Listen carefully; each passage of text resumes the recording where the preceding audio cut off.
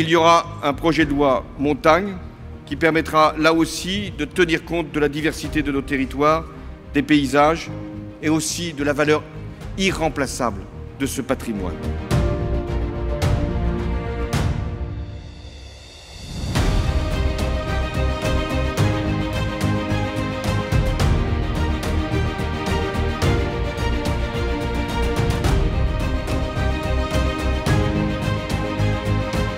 Je n'aime pas quand on emploie à tort et à travers le terme historique, mais en tout cas ce qu'il y a de sûr, c'est que cette loi est hors norme, particulière, et qu'elle traduit l'esprit qui est le nôtre. Cette loi a d'abord une origine qui a été portée par les élus de la montagne, voulue par eux, et qu'elle a fait partie d'un travail constant que nous avons porté de président de l'ANEM en président de l'ANEM.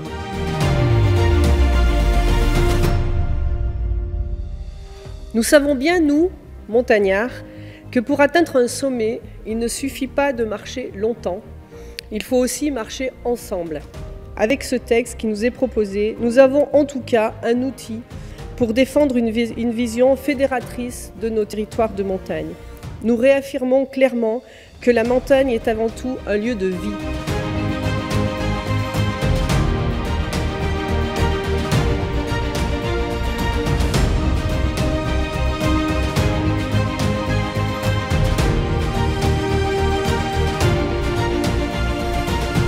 Combien l'ouverture de cette discussion est émouvante pour tous ceux qui vivent en montagne, pour tous ceux aussi, et ils sont nombreux dans notre pays et dans le monde entier, qui aiment ces territoires.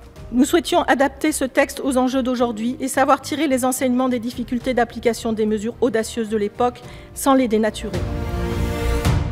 La loi que nous allons examiner et améliorer, je n'en doute pas, est une nouvelle page que nous écrivons pour la montagne. Je forme le vœu que nos successeurs parlent de cette loi, de notre loi, avec la même reconnaissance que ne l'est la nôtre à l'égard de son illustre aîné. Ce texte est aussi extraordinaire dans la mesure où nous l'avons co-construit, la main dans la main, naturellement, avec l'Association nationale des élus de la montagne.